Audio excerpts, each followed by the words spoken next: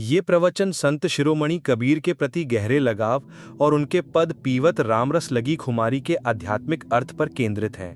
इसमें दो भिन्न प्रकार की आध्यात्मिक धाराओं का विश्लेषण किया गया है। कबीर निश्चय ही मुझे अति प्रिय है।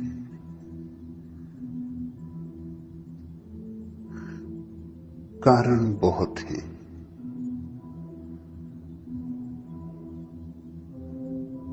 बुद्ध से मुझे बहुत लगाव, लेकिन बुद्ध राजमहल के एक उपवन है। सुंदर फूल खिले हैं, बड़ी सजावट है बगिया में, बड़ी रौनक है, परिष्कार है। लेकिन जंगल की जो सहजता है, स्वाभाविकता है,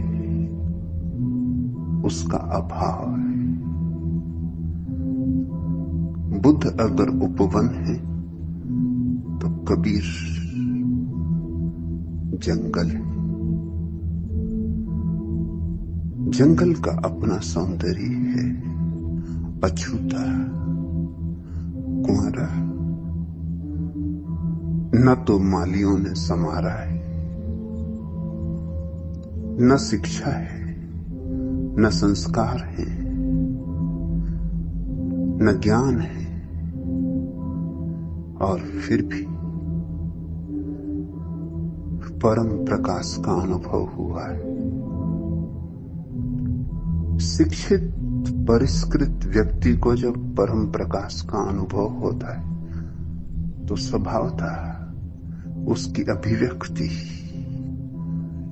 जटिल होगी, दुरूह होगी। चाहे या न चाहे वह, उसकी अभिव्यक्ति में सिद्धांत की छाया होगी। उसकी अभिव्यक्ति अनगढ़ नहीं हो सकती।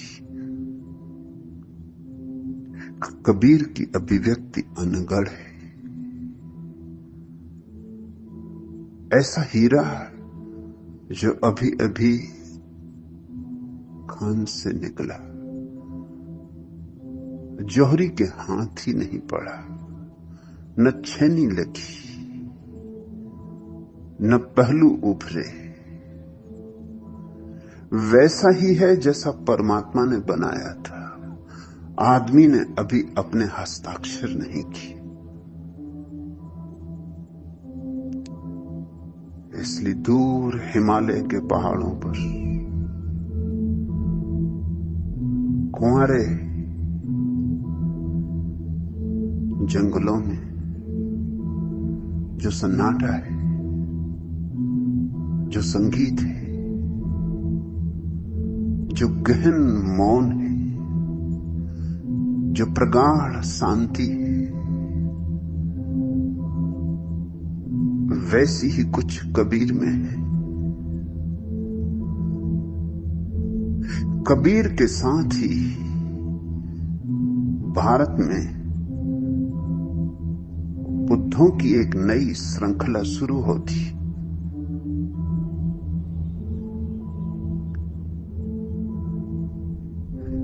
नानक,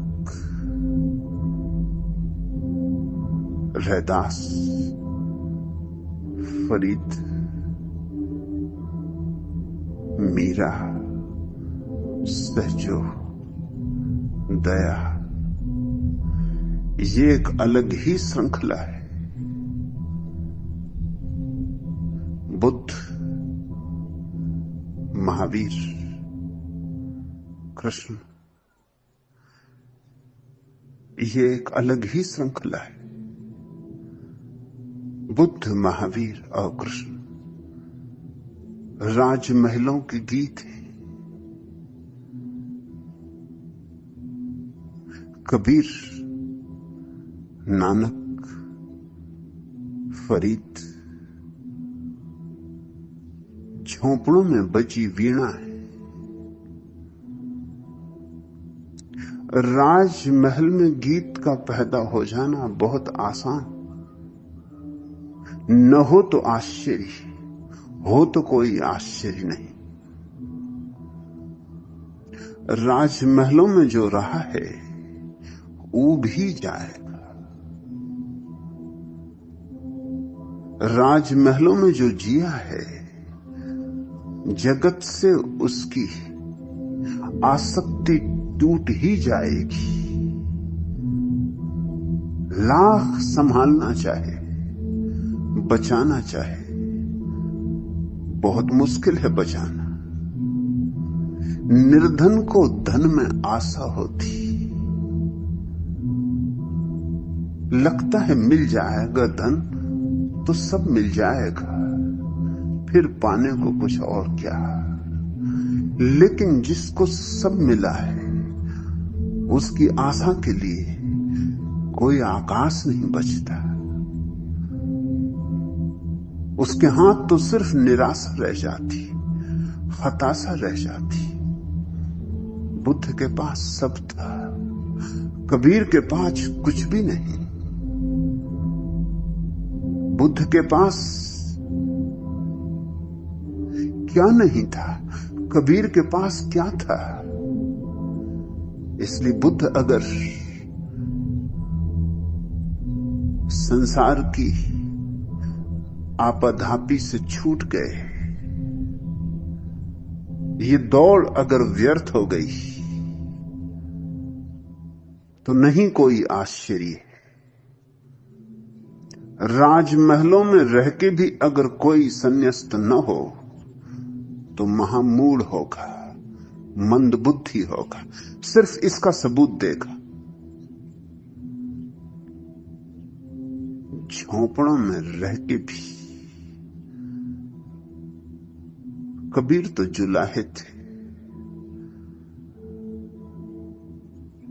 आज कमाया आज खाया, कल कमाएंगे तो कल खाएंगे।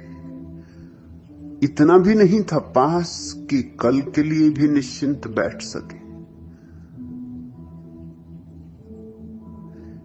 ऐसी गरीबी में भी जो देख सका संसार की व्यर्थता को,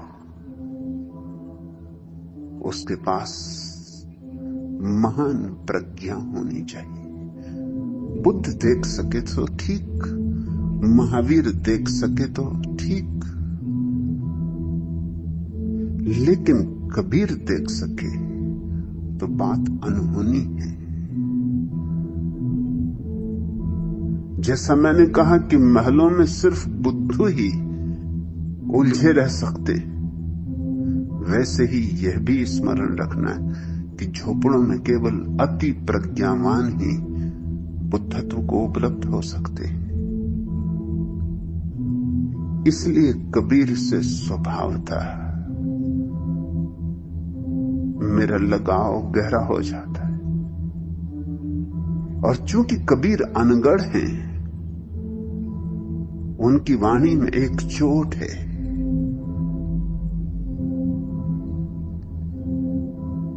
बुद्ध की वाणी सुकुमार है, फूल जैसी कोमल है। कबीर की वाणी यूं पड़ती जैसे किसी ने चट्टान सिर पर गिरा दी हो। कबीरा खड़ा बाजार में लिए लुकाठी हाथ, लठ लिए हाथ में खड़े। कबीरा खड़ा बाजार में लिए लुकाठी हाथ। घर बारे जो आपना चले हमारे साथ। हो हिम्मत घर को जला डालने की, राख कर देने की, तो आओ खोलो हमारे साथ। और लठ लिए खड़े हैं, कहते ये लुकाठी, ये लठ क्यों? कबीर तो यूं गिरते हैं जैसे खडक की धार गर्दन पे गिरती हो। बुद्ध भी काटते हैं, लेकिन काटने में एक कुशलता है, एक तरतीब है, एक कला है, सूक्ष्म मार है। और कबीर तो सीधे सीधे उठाते कुल्हाड़ी और दो टुकड़े कर देते। तो कबीर के वचनों में आग है, आग्नेय है उनके वचन। बुद्ध के वचनों में कोई शीतलता भी होगी, कोई सांत्वना भी खोज सकता है बुद्ध के वचनों में, क्योंकि शीतल है। कबीर के वचनों में सांत्वना खोजनी असंभव है, वहां तो जलती क्रांति है, वहां तो जो राख होने को तैयार हो उसी के लिए निमंत्रण है।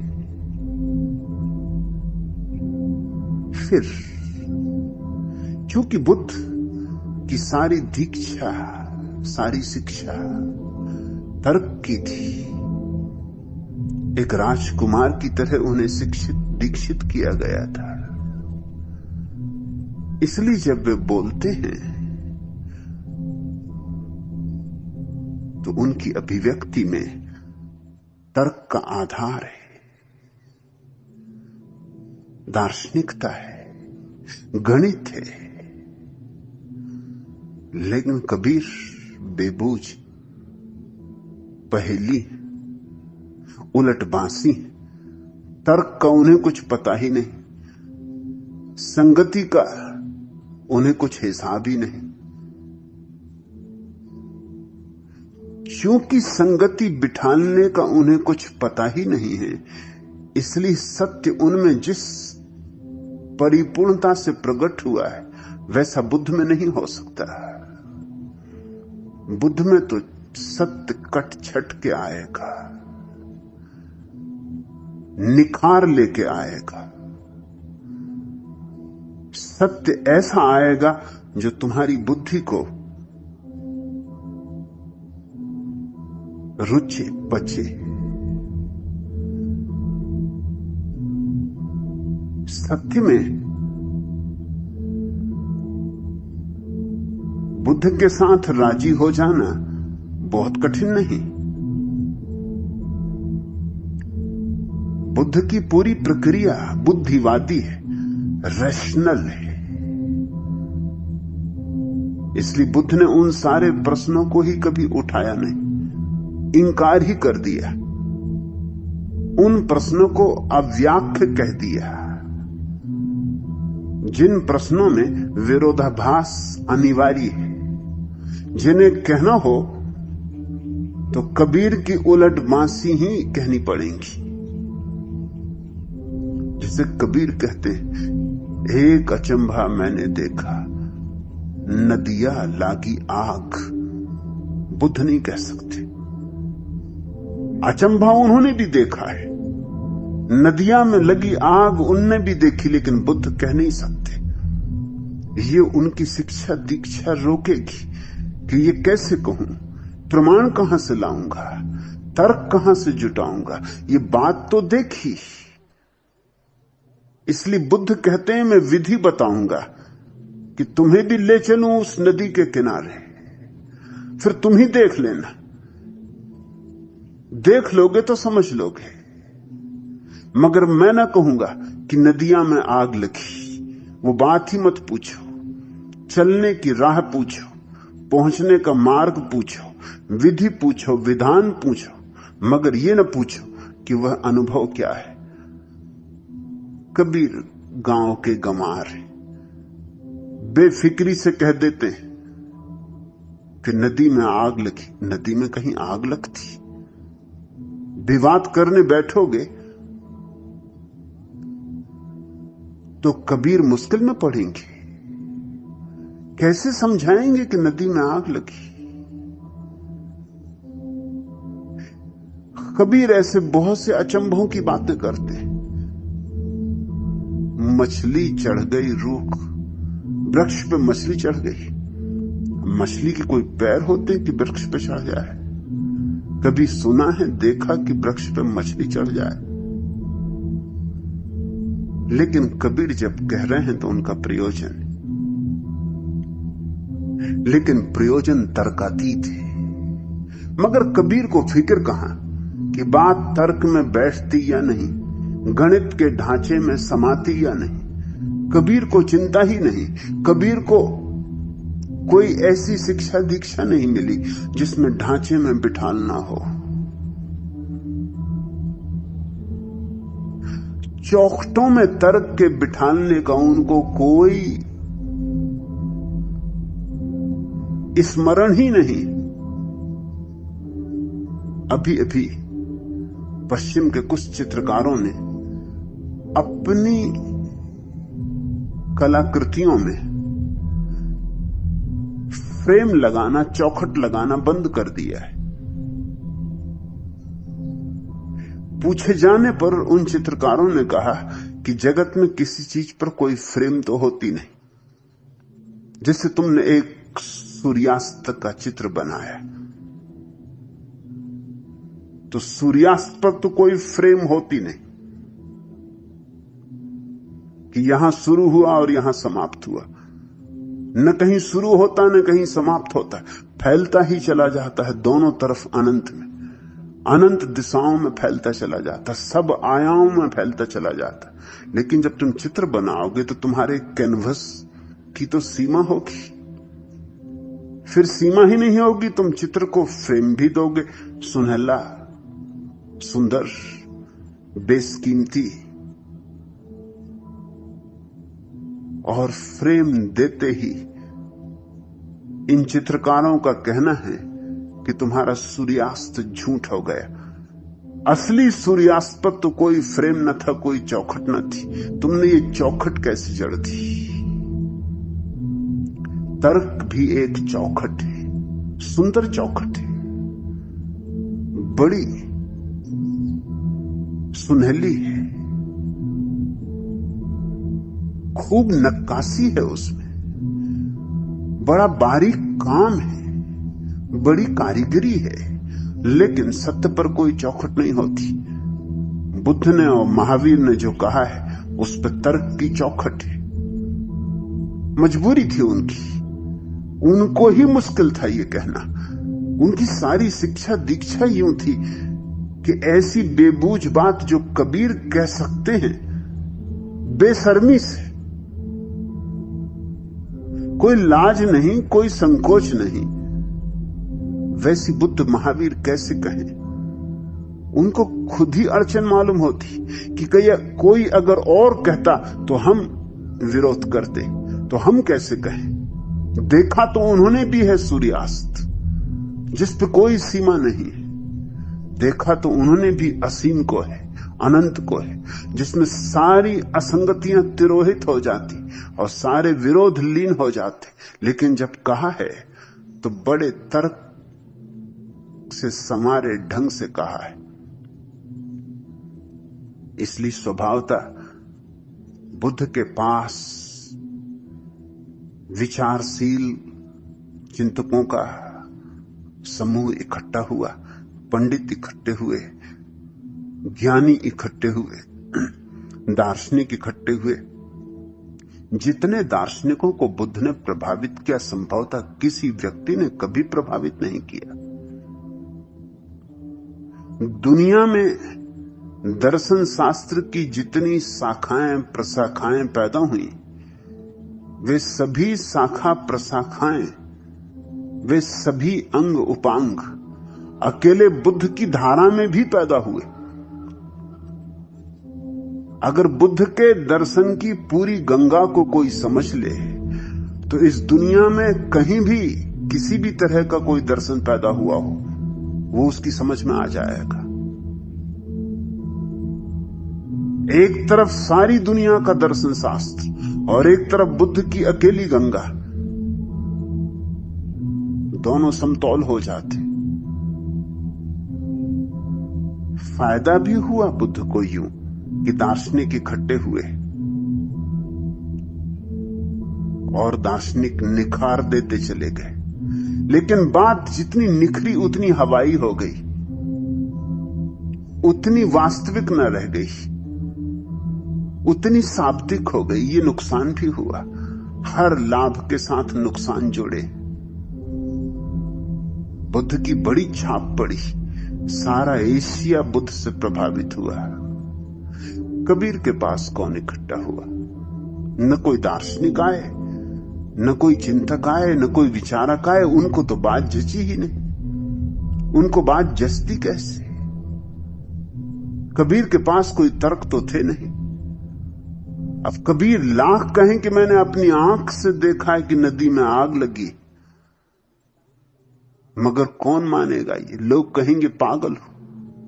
हां, लेकिन दीवाने इकट्ठे हुए तो नुकसान कि दार्शनिक ना आए, चिंतक ना आए, विचारक ना आए, पंडित ना आए, लेकिन लंबे अरसे में यही नुकसान लाभ का सिद्ध हुआ।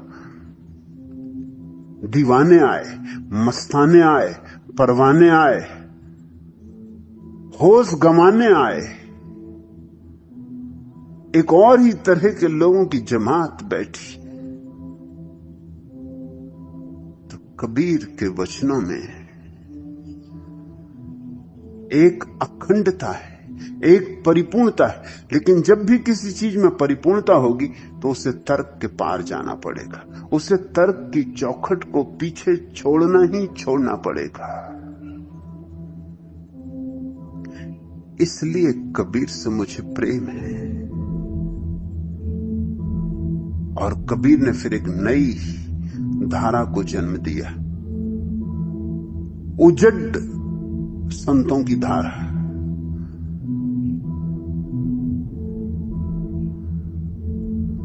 इन उजड संतों की भी अपनी खूबी है।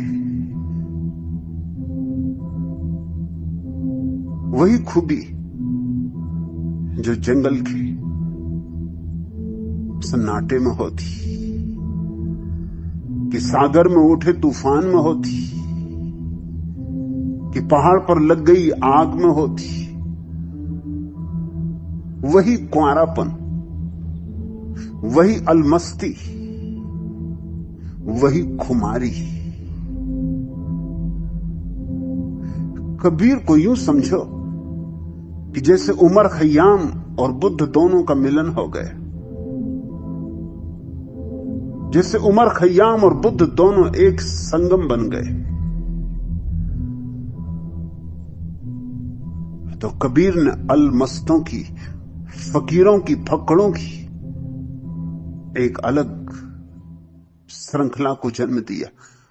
उस श्रृंखला में भाषा भी अपने ढंग से बनी। उस भाषा को भी एक अलग ही नाम मिल गया, सधुक्कड़ी। सधुक्कड़ी भाषा में फिर कोई तर्क नहीं पूछता। तर्क पूछना हो तो दार्शनिकों के पास जाओ। कबीर के पास तो सत्य को पीना हो तो बैठो। कबीर को न तो किताबों का कुछ पता है। कहते हैं मसी कागज छुओ नहीं। हाथ से नहीं छुआ कभी कागज और स्याही। उनके लिए तो काला अक्षर भैंस बराबर।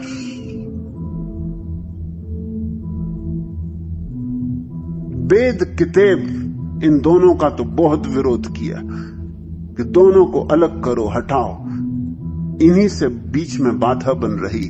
तुम्हारे और सत्य के बीच में ये वेद और किताब, किताब का अर्थ कुरान और बाइबल, इनको हटा दो, शास्त्र हटा दो। द्वार खुला है। और देख लो अपनी आंख से कि नदी में आग लगी। नदी में आग लगी है का मतलब यह होता है कि विरोधाभास मिल रहे।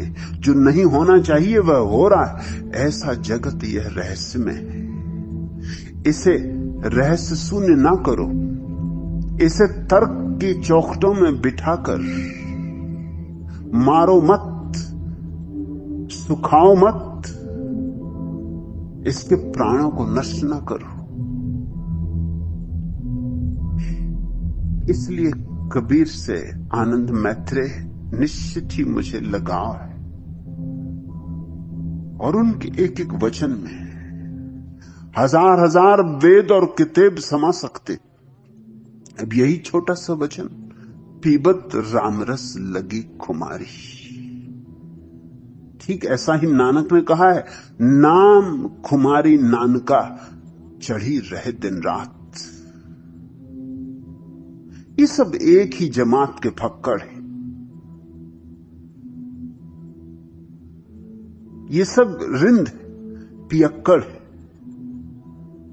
नाम खुमारी नानका चढ़ी रहे दिन रात। ये खुमारी ऐसी कि चढ़ी तो चढ़ी, उतरती ही नहीं फिर। कबीर के इस वचन को, एक एक शब्द को समझने की कोशिश करना, क्योंकि कबीर बहुत शब्दों के मालिक नहीं है। थोड़े से शब्द थे, इसलिए एक एक शब्द में डुबकी लगानी जरूरी है। पीवत रामरस लगी खुमारी। पहला शब्द तो पीना। सत्य को जानना नहीं है, पीना है, जीना है, कंठ से उतर जाने देना, खोपड़ी में नहीं भरना, प्राणों में अंतरंग तक पहुंच जाने देना है। क्यों? क्योंकि सत्य कोई कुतूहल नहीं है, कोई जिज्ञासा नहीं है, प्यास है। और प्यास तो पीने से मिटेगी, और भूख तो भोजन से मिटेगी। लाख प्यासे आदमी के सामने बैठ के तुम जल की चर्चा करते रहो, सारा विज्ञान जल का समझा दो, ये भी बता दो कि ऑक्सीजन और उदजन के परमाणुओं से मिलकर जल बनता है, H2O का फार्मूला भी पूरा का पूरा समझा दो, फिर भी क्या होगा? प्यासा कहेगा बकवास बंद करो, मुझे प्यास लगी, मुझे पानी दो, मुझे पानी के संबंध में नहीं जानना है। पानी के संबंध में जान के क्या करूंगा? जानने से क्या होगा? जानने को पीऊं, खाऊं, ओढ़ूं, क्या करूं? पानी दो, मुझे पीना है। और ध्यान रहे कि पीने के लिए जानना जरूरी नहीं। अगर पीने के लिए जानना जरूरी होता तो आदमी कभी का मर चुका होता, क्योंकि ये H2O का फार्मूला तो अभी अभी इस सदी में जाना गया, और आदमी तो करोड़ों साल से जी रहा। और आदमी ही क्यों, अरे जानवर भी पी रहे हैं, पशु भी पी रहे हैं, पक्षी भी पी रहे हैं। पशु पक्षी ही क्यों, वृक्ष भी पी रहे हैं बिना ही जाने। कुछ पता नहीं कि पानी का शास्त्र क्या है, और पिए जा रहे हैं। देखते हो ये धांधली, कुछ होश है ना हवास है। वृक्ष पी रहे हैं पानी, पी ही नहीं रहे हैं, मस्त हो रहे हैं पी पी के, नाच रहे हैं हवाओं में, सूरज की किरणों में, फूल खिल रहे। कोई फिक्र ही किसी को पड़ी नहीं कि इस वृक्ष में फूल नहीं खिलने चाहिए। इसे पानी का रसायन भी आता नहीं, इसे अभी पानी का सूत्र भी मालूम नहीं, और खिले जा रहे हो और हंसे जा रहे हो और सुगंध उड़ाए जा रहे हो। कुछ लाज शर्म भी होती। अज्ञानी होके अज्ञानी जैसा व्यवहार करो, अज्ञानी होके ज्ञानी की मस्ती दिखला रहे हो। अच्छा ही है कि प्यास का जानने से कोई संबंध नहीं, नहीं तो वृक्ष प्यासे कब के मर जाते, कब के फूल कुम्हला जाते, रात रानी में गंध न होती, जूही से सुवास न उड़ती,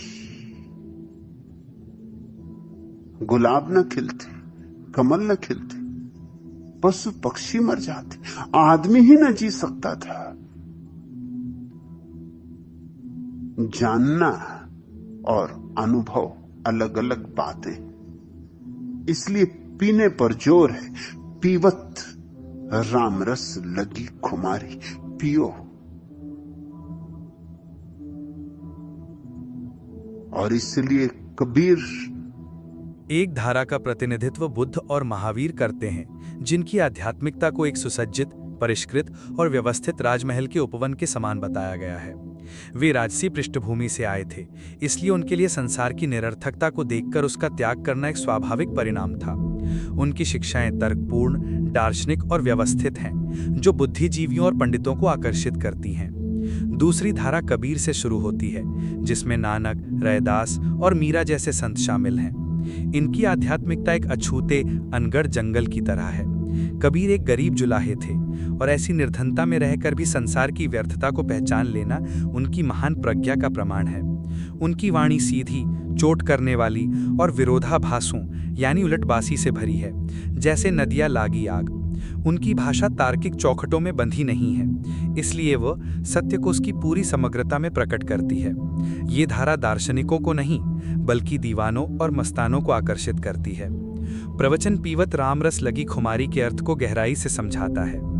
पीना यानी पीवत का अर्थ है सत्य को बौद्धिक रूप से नहीं जानना, बल्कि उसे अनुभव करना और जीवन में उतारना।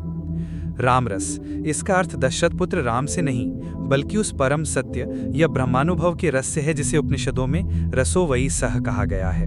ये वो रस है जिसे एक बार पीने से सदा के लिए तृप्ति हो जाती है। खुमारी, ये इस अनुभव की परम अवस्था है। ये ना तो पूरी तरह होश है और ना ही बेहोशी, ये इन दोनों का मिलन है। एक ऐसी आध्यात्मिक मादकता जहाँ भीतर बुद्ध जैसी स्थिरता और मौन हो, और बाहर मीरा जैसा मस्ती भरा नृत्य। ये वो अवस्था है जहाँ व्यक्ति जागा हुआ भी है और मस्त भी। इसे ही परम मद कहा गया है, एक ऐसा नशा जो एक बार चढ़ने के बाद कभी नहीं उतरता।